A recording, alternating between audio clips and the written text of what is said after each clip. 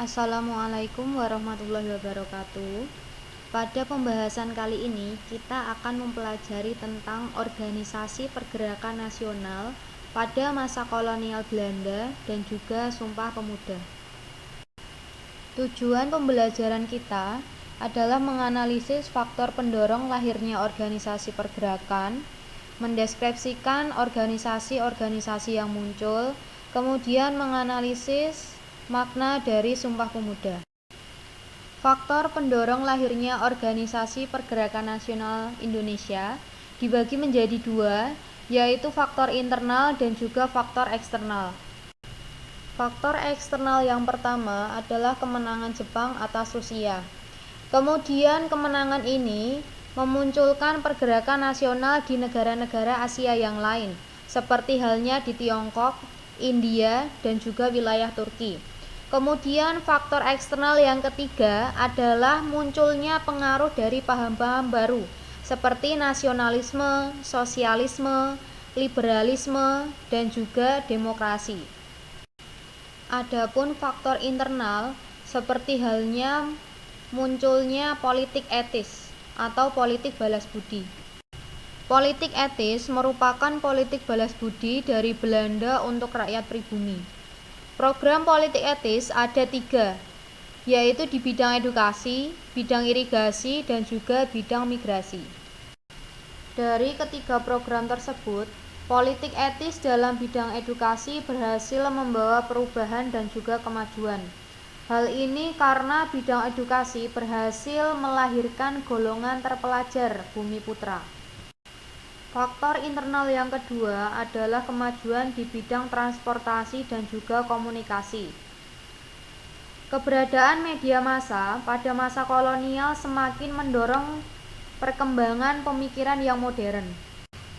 Selain itu, perasaan senasib dan sependeritaan sebagai orang yang dijajah membuat rakyat pribumi semakin kuat keinginannya untuk bebas dan juga merdeka.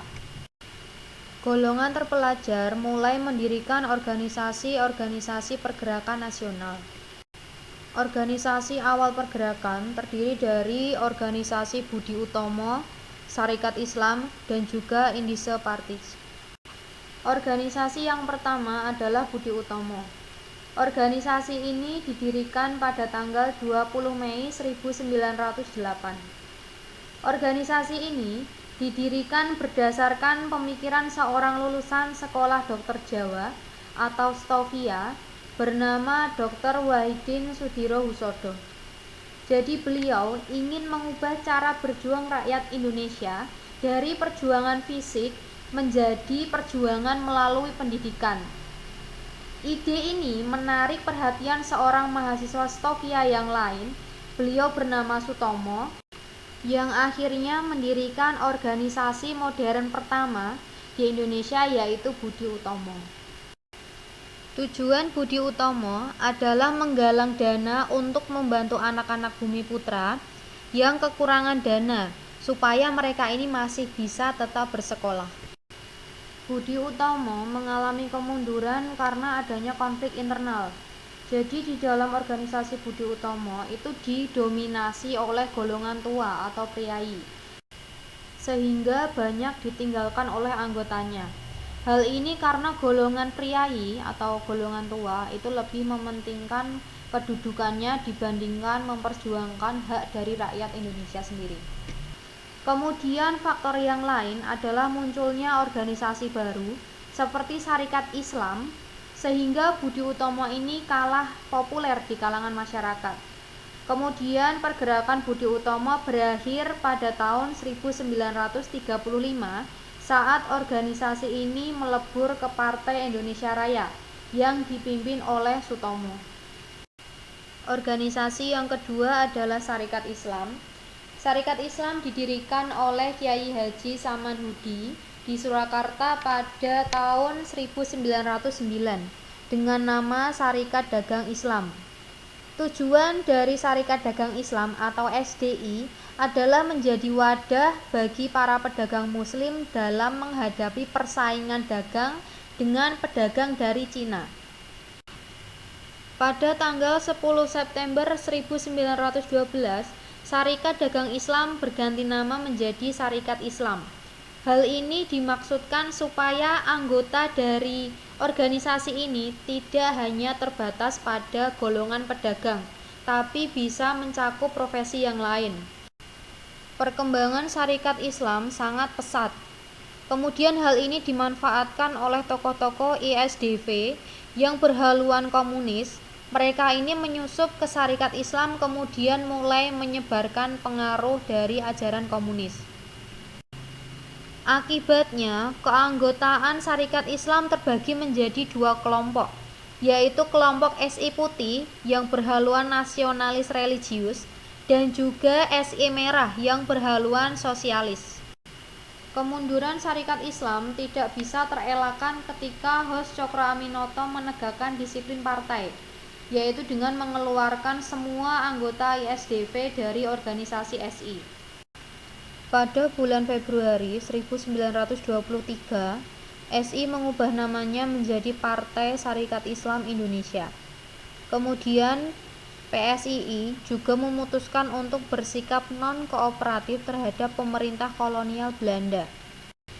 Perpecahan di dalam organisasi menjadi salah satu penyebab kemunduran dari PSII.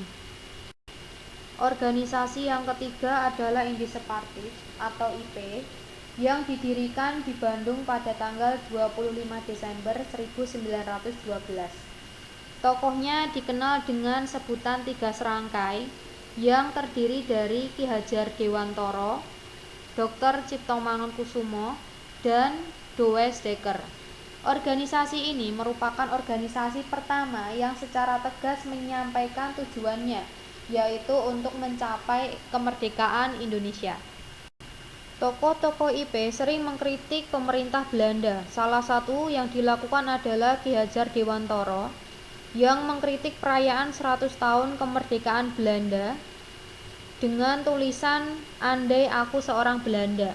Jadi Belanda itu dikritik karena melakukan perayaan kemerdekaan di wilayah negara jajahannya. Akibatnya, pada tahun 1913, ketiga tokoh IP ditangkap dan dibuang ke Belanda. Dan IP sendiri dinyatakan sebagai organisasi yang terlarang.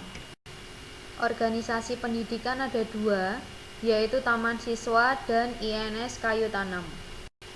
Taman Siswa didirikan oleh Suwardi Suryaningrat atau yang lebih dikenal dengan nama Ki Hajar Dewantoro di Yogyakarta pada tanggal 3 Juli 1922.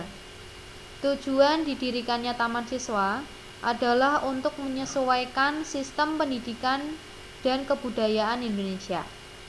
Ada semboyan terkenal dari Taman Siswa, yaitu Ing Ngarsa Song Tulodo, Ing Madya Mangunkarsa, Tutwuri Handayani. Artinya, seorang pemimpin harus dapat menjadi contoh ketika di depan, memberi motivasi ketika di tengah, dan memberikan dorongan untuk maju ketika di belakang. Yang kedua adalah INS Kayu Tanam yang didirikan pada tanggal 31 Oktober 1926 oleh Engku Muhammad Syafi'i di wilayah Kayu Tanam, Padang Pariaman, Sumatera Barat. INS Kayu Tanam dikategorikan sebagai sekolah kejuruan. Tujuannya adalah mendidik rakyat ke arah kemerdekaan, memberi pendidikan yang sesuai dengan kebutuhan masyarakat. Organisasi yang bergerak di bidang agama Islam ada tiga, yaitu Muhammadiyah, Nahdlatul Ulama, dan Majelis Islam Indonesia atau MIAI. Muhammadiyah didirikan di Yogyakarta pada tanggal 18 November 1912 oleh Kiai Haji Ahmad Dahlan. Tujuan Muhammadiyah adalah memajukan pendidikan dan pengajaran berdasarkan agama Islam, mengembangkan pengetahuan agama dan cara hidup yang sesuai dengan agama Islam. Kemudian untuk aktivitasnya, Muhammadiyah itu mendirikan sekolah-sekolah berdasarkan agama Islam. Kemudian mendirikan fasilitas yang lain seperti panti asuhan, poliklinik, rumah sakit, dan juga masjid. Organisasi Muhammadiyah bersifat non-politis dan juga kooperatif terhadap pemerintah Belanda.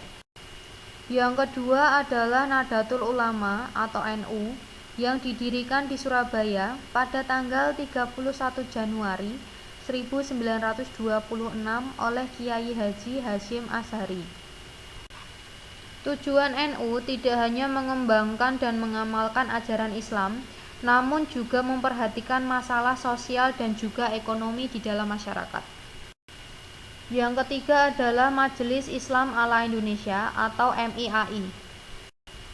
Organisasi ini didirikan di Surabaya pada tanggal 21 September 1937 oleh Kiai Haji Mas Mansur, Kiai Haji Wahab Hasbullah, dan Wondo Amiseno.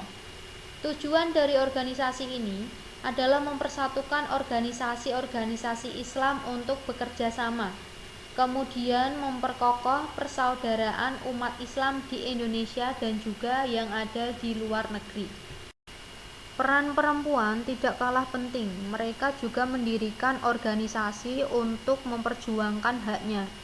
Ada beberapa organisasi yang didirikan untuk kepentingan perempuan seperti Putri Mardiko, Kartini Fonds, dan juga Keutamaan Istri.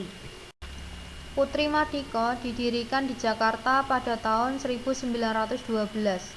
Tokoh yang mempeloporinya ada R.A. Sabarudin, R.A. Sutinah, R.R. Rukmini. Tujuan dari organisasi ini adalah memberikan bantuan berupa bimbingan dan penerangan pada gadis pribumi dalam menuntut pelajaran. Putri Mardiko juga memiliki tujuan untuk meningkatkan kesejahteraan hidup perempuan Indonesia. Kartini Fund atau Dana Kartini merupakan organisasi pergerakan perempuan yang didirikan pada tahun 1912 di kota Den Haag, Belanda oleh Van de Venter. Tujuan Kartini Fund adalah memajukan pendidikan bagi kaum perempuan Bumi Putra dan juga mendirikan sekolah bagi kaum wanita. Program ini dapat terrealisasi pada tahun 1913 dengan pendirian Sekolah Kartini.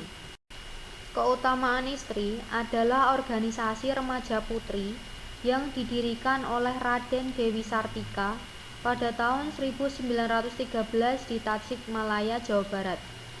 Tujuan organisasi ini adalah mendirikan sekolah untuk anak-anak gadis. Kemudian mengajarkan anak-anak gadis ini agar mampu membaca, menulis, berhitung, dan mempunyai keterampilan kerumah tanggaan agar kelak dapat menjadi ibu rumah tangga yang baik.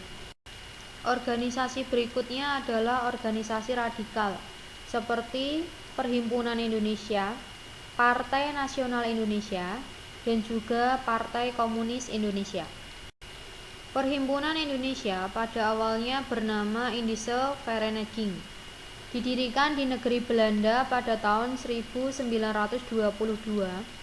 Tokohnya ada Iwakusuma, Muhammad Hatta, Nazir Pamuntjak, Gunawan Mangunkusumo, dan Ali Sastro Amijoyo.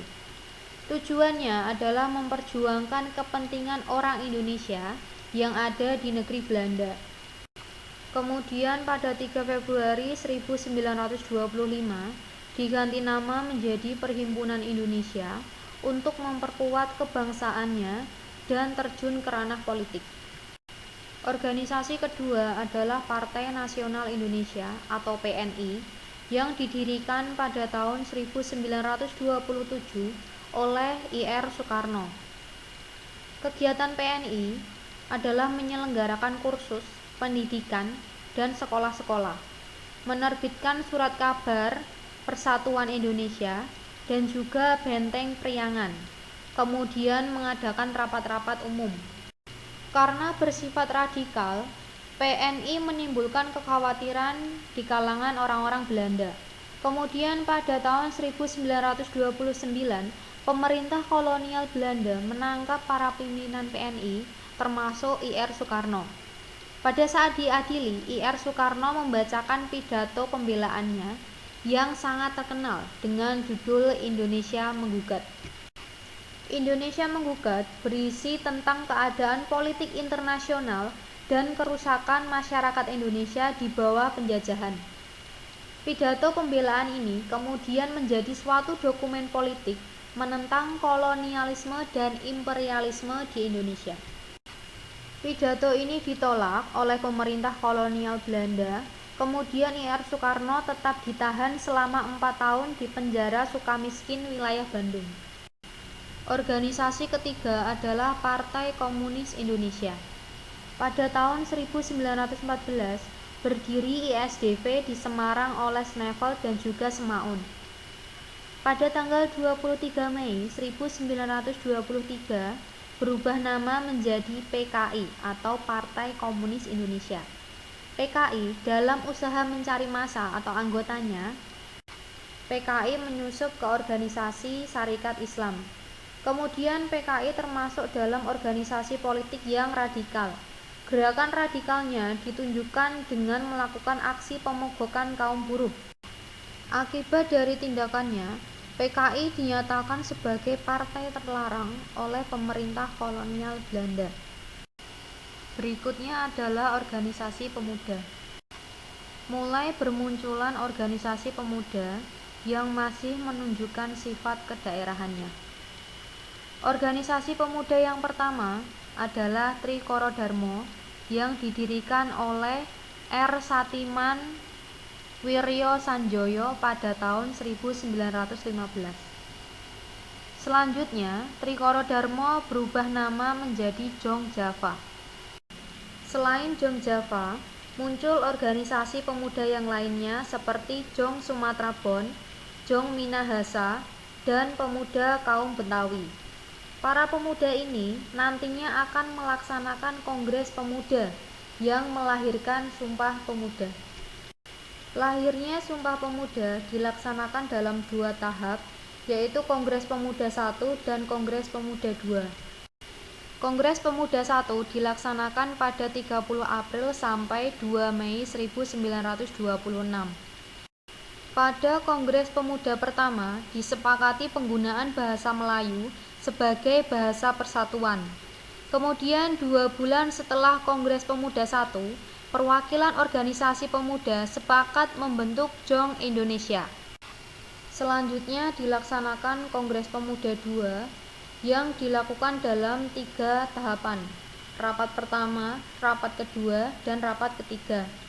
Pada rapat ketiga, ditetapkan lagu Indonesia Raya sebagai lagu kebangsaan, bendera merah putih sebagai bendera Indonesia, dilakukan peleburan organisasi pemuda, dan yang terakhir adalah pengucapan Ikrar Sumpah Pemuda. Berikut adalah Ikrar Sumpah Pemuda. Pertama, kami putra dan putri Indonesia mengaku bertumpah darah yang satu tanah air Indonesia. 2. Kami putra dan putri Indonesia mengaku berbangsa yang satu bangsa Indonesia. 3. Kami putra dan putri Indonesia menjunjung bahasa persatuan bahasa Indonesia. Tidak hanya sekedar ucapan, Sumpah Pemuda memiliki makna yang sangat dalam. Sumpah Pemuda sebagai penguat semangat perjuangan kemerdekaan, pengukuh semangat kebangsaan, dan pendorong pertumbuhan bahasa Indonesia. Selain itu, terdapat nilai-nilai penting di dalam Sumpah Pemuda, seperti rasa persatuan, rasa cinta terhadap bangsa dan tanah air, sikap rela berkorban, toleransi, semangat persaudaraan, dan semangat kerjasama. Berikut tadi merupakan paparan mengenai organisasi pergerakan nasional dan Sumpah Pemuda. Silakan dipelajari, jika ada kesulitan bisa ditanyakan. Saya akhiri, sekian dan terima kasih. Wassalamualaikum warahmatullahi wabarakatuh.